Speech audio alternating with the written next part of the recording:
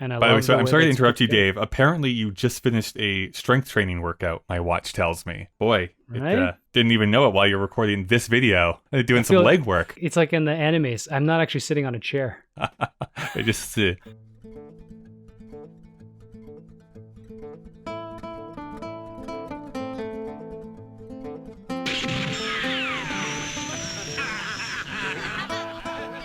Welcome to Kyle and Dave vs. the Machine, video edition. You know, today on our podcast, we're going to be discussing this movie that has a very weird naming history. You might know it as Duck, You Sucker. You might know it as A Fistful of Dynamite. You even might know it as Once Upon a Time, A Revolution. Either way, or any which way, but loose, Oh, no. it's going to be a film directed by Sergio Leone, starring James Coburn and Rod Steiger. Dave, what were your thoughts on this movie? You know, this was okay. It was pretty good, I think. This was pretty okay. It was fine. It was better than Westerns we've seen. I guess the toss-up is how McCabe and Mrs. Miller will foment. Is it foment or ferment in this case? Foment, I think. Foment. Nerd. Foment. It's okay. It has some weird nuances that make it a little awkward. And I Sure. can see, I mean, we do learn a little bit about the history of, I guess not why as much, but that Hollywood did not really let this breathe. Bit of a troubled production, kind of, as well. James Coburn's awesome, although Irish accent probably irrelevant. And there are some issues with trying to build a character study within the idea of revolution. We're talking about revolution. It's because you get mired in politics, and we have a great guest. So Sarah Rowe from the Scream Scene podcast is our guest here this week. And I think she fills in a lot of holes as far as like where this fits into like the Sergio Leone oeuvre, but also kind of like Westerns at the time. Yes, she gives us intel. We need more guests to make us smart. Good. And the other thing that's kind of weird, and I don't know, I think we disagreed on this, is the trailer which you watched earlier this week. It makes it feel like a real action, gritty, high bullets, a little bit of comedy. But this thing is interwoven with these weird flashbacks.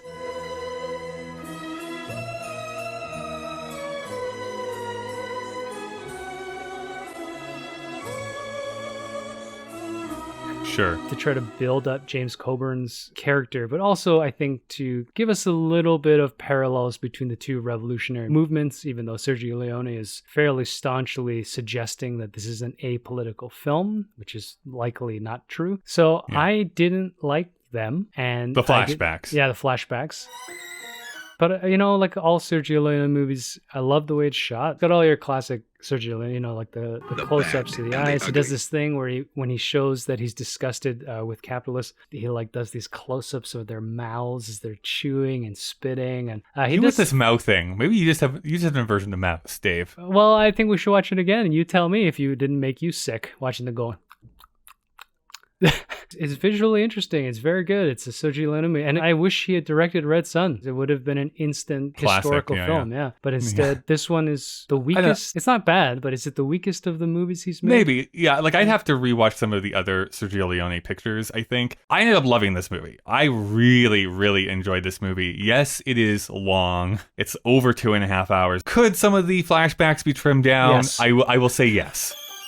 No, I will agree with you. Yes. But I also think that they form this really interesting parallel of what he's doing. Whether this is historically accurate or not, I'm going to guess it's not. It is this interesting balancing act he's doing of like the Irish Revolution versus the Mexican Revolution and how similar and dissimilar they are and doing that comparison contrast. Like all that stuff worked for me. I love the relationship between James Coburn and Rod Steiger. You understand now? Anything you say, firecracker. I think it culminates in this really beautiful way at the very end, which I was not really anticipating. A lot of the set pieces I think are done really well, like the explosion of the bridge scene.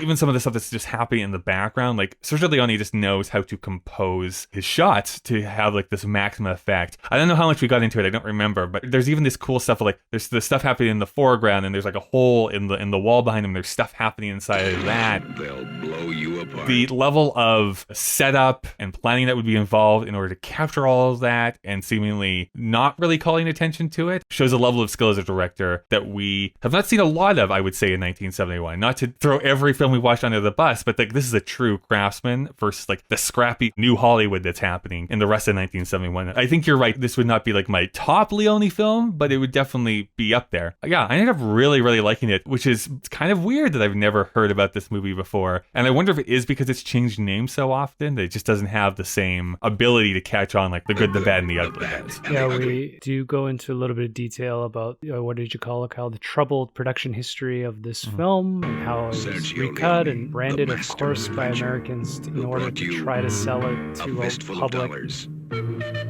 For a few dollars more.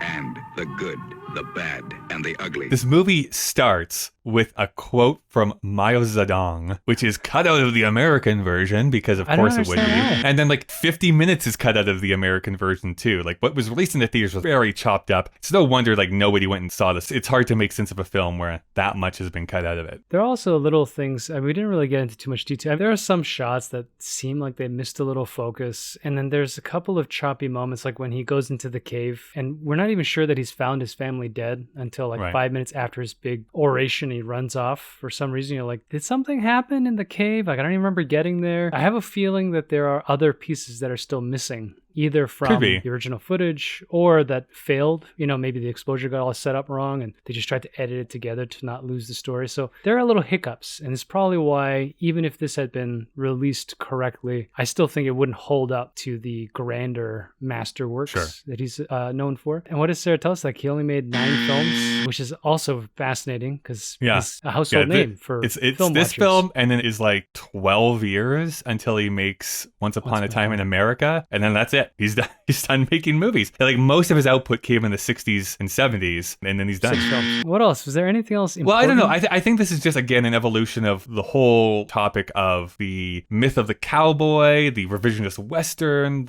Definitely, Italy was playing around with that a lot with their quote-unquote spaghetti Westerns. And so we definitely go into a deep conversation about that, the political overtones of the film, and its lasting history. So if you want to hear us delve more into that with our guest, Sarah Rowe, then I would definitely check anywhere you get podcasts. Our podcast, Kyle and Dave versus the Machine, is available anywhere you can listen to them. Yeah, what he said. Duck, you sucker. Pew, pew. And you have to put the little gunshots at the end. We don't. No, just blow us up. Yeah. I think we could figure Duck, that you out. sucker.